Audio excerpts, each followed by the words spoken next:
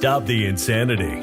Get focused on what really matters in life. Your faith, your family, your finances, and your future. Now sit back and change the trajectory of your life. This is Money for Life, brought to you by the 100-Year Savings Solution. Are you concerned about the markets?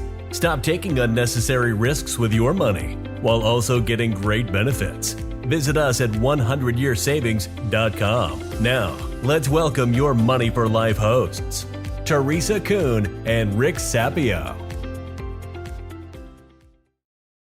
Hello, everybody, and welcome to Money for Life. My name is Teresa Kuhn with my partner, Rick Sapio, and we are excited to be with you again today. Today, we're going to talk about the toleration tendency, and I want to read to you the definition of tolerate. It's a verb, and it's to allow the existence, presence, practice, or act of without prohibition or hindrance. To permit, this is my favorite, to endure without repugnance, put up with. I can tolerate laziness, but not incompetent. What that means to me is when you tolerate something, there is a negative energy around that word, tolerate. I'm tolerating something. And within that energy speaks, it's not something I really like, but I'm allowing in my life. Like I'm tolerating someone to break my boundaries, or I'm putting up with something that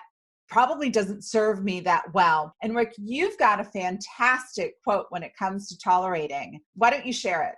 Yeah, at the end of the day, I have personally realized that the more I become aware of what fuels my purpose and my values, the less tolerant I am of anything that moves me away from those ends. The reality here is we tolerate so much. I helped mediate a divorce between two very close friends of mine for many years. I asked the wife, I said, what happened in the marriage? And she said, I tolerated bad habits in myself and in my husband. I let him do things that I would never have allowed had I been more aware and more conscious. I'll tell you, if I came home late at night or didn't come home at all, I will tell you right now, my wife would not tolerate that for 1 minute. But what happens in relationships is people tolerate bad behavior in themselves and their partner, and they let it go on for days, weeks, months, years, decades without doing anything about it. I believe that toleration is an incredibly destructive habit that we all have. And I think all of us should look at what are we tolerating in our life and in our business. And I wrote down some examples to share. Are we tolerating bad or less than ideal health? Are we tolerating employees that don't align with our values or our vision? Are we tolerating noise and chaos in our home, in our schedules, in our businesses? Are we tolerating bad money management habits, poor communication, bad eating habits, bad workout habits, low profit margins, non-existent or horrible time management skills, uncleanliness, procrastination? Why are we doing this? And I remember in an interview, Steve Jobs said, the more that we can stop tolerating bad behavior inside of Apple, the more successful we will be. And toleration is one of the things that you got to nip in the bud, but it's so much a part of our lives today, Teresa. Think about all the toleration of time spent on the internet, pornography, social media, news addiction, stupid behavior that helps no one anytime, anywhere. It's destructive, and that's why we believe that toleration is one of those things that has to be nipped in the bud. All right, everyone, and now this is a message from our sponsor, the 100-Year Savings Solution. Teresa and I do these podcasts because we are very committed to you having wealth in your life, and that wealth is long-term wealth. And how do you get wealth? You get wealth by employing the barbell investment strategy, in which you focus on creating a foundation of wealth using specially designed whole life insurance from a mutually owned insurance company. And you're going to get higher returns with far less risk. I call it risk-free, but it's far less risk than you can get anywhere else in the world. And once you have that financial foundation set up, the rest of your wealth creation is almost automatic. Go to www.100yearsavings.com. So Rick, how would you approach someone that you've been tolerating certain behavior, let's say an employee or a friend, and approach them and deal with that? That's a very good question. I am in the middle of two examples of that right now as we record. And so, since this topic is top of mind right now, in both cases prior to this recording, I sent an email that said, we have to talk about this behavior right now. I don't want this situation to persist. So, open dialogue, very responsive. When people that you're tolerating negative behavior, in communications with them, you have to be very responsive. And I love the story, which I've shared before on another podcast. A friend of mine, a very wealthy guy, had discovered that one of his employees stole $200,000 from the company. And he knew that it was happening, and he tolerated it because he didn't want to confront this really, really good employee. Every time I sat down with him, I said, when are you going to tell her? When are you going to tell her? When are you going to tell her? And he tolerated this employee, not for a year or two, but for 17 years. 17 years. Now, every time I tell that story, the other side goes, oh, how is that possible? And yet, every single person listening to this podcast has the exact same situation in their life. They are tolerating something negative that's affecting them for sometimes decades, but oftentimes at least 10 years. And it could be from that list that I created and I read off to you, or it could be from anything you look at your life that isn't working that you've been tolerating for a really long time. It's always easier to laugh or be horrified by someone allowing an employee to steal from them for 17 years. But look at yourself. Look in the mirror. I know when I look in the mirror, I'm disgusted by the fact that I have not been able to handle my eating choices for my entire life, and I'm paying for it now. I'm not massively overweight, but I've got high blood pressure and high cholesterol and all of that. So I'm being vulnerable and letting you know I need to fix that ASAP. So, Rick, that's a great example. I think that hits people in the face. The person that had an employee that stole $200,000 and they're putting up with them for 17 years and they think, oh my gosh, I would never do that. But they've got their own stuff that's festering that's probably even worse than 200,000. Somebody steals money from you. That's terrible, but you can move on. Imagine, and in your example, you're not happy with your eating choices. That affects you at your age for the rest of your life.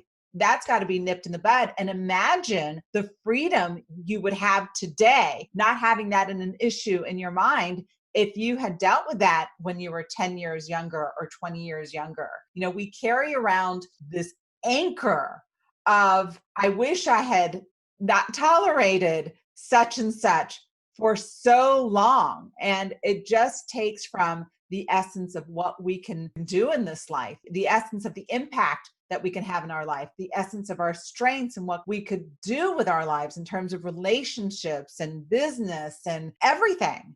It's funny when I bump into people and I share this concept and they go, well, I'm not tolerating anything in my life. And I go, really, you're not? And one of the secrets I've learned to determine what you're tolerating is, what are you complaining about?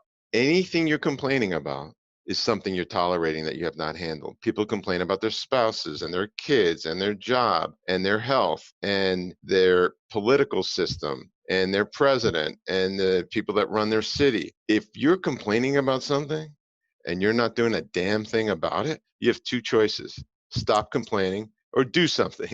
I'm not your dad, but all I'm trying to do is have you have success in 4 areas. Teresa and I spend a lot of time thinking about how can we get people to have massive lifelong success in their faith, in their family, in their finances, and in their future. And one way to do that is to look at all the things you don't like about the world and about your family and about your business and do something about it. It is shocking how many people I run into that bitch and moan about a situation for years on end, but don't think, wow, I haven't done anything about it. So if you haven't done anything about it, you're part of the cause of the problem. It's hard to swallow, but it's true. I know someone who complained about how poor African countries were handling the food problem, where kids were dying of starvation.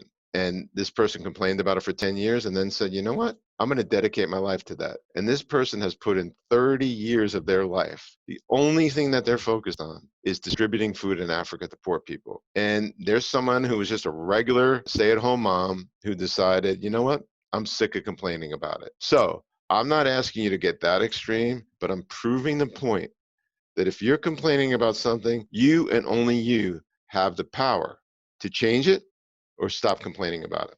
Ding, ding, ding, ding, ding, ding. Rick, I absolutely love that. That is such an easy way of identifying what you're tolerating in your life. What are you complaining about? And you may not have that awareness of what you're constantly complaining about because you're unconscious to it. Just ask your friends and family, hey, what do I typically complain about? Trust me, they will tell you. They know because they hear you talk about it. And they're tolerating your complaining about what you're tolerating. And turn it around on them. Hey, this is what I notice you're complaining about and you're tolerating in your life. And have an accountability partner to stopping the toleration. And, it's interesting. There are a couple things, Rick, that you do complain about. And I'm going to hold you accountable to that. And I don't think I'm a complainer. This is where my unconscious stuff is going to come in. Do I complain about a whole lot? I don't think so, but being vulnerable in the moment right now, there's something I must come clean on. The thing I complain about most is you. You drive me bonkers.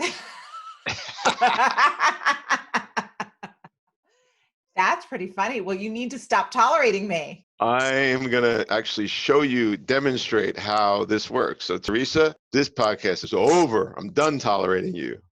That's it. All right. We're done with Money for Life. No more new podcasts because Rick is done tolerating me. That's cool. Very cool. Anyways, on that funny note, I guess we're leaving in suspense. Will Rick continue to tolerate me? And you'll know that's true if there's another episode to Money for Life. You have just experienced the Money for Life podcast, brought to you by the 100-Year Savings Solution. Implement these strategies today and create a life by design. For more information, visit 100yearsavings.com. Have a blessed day.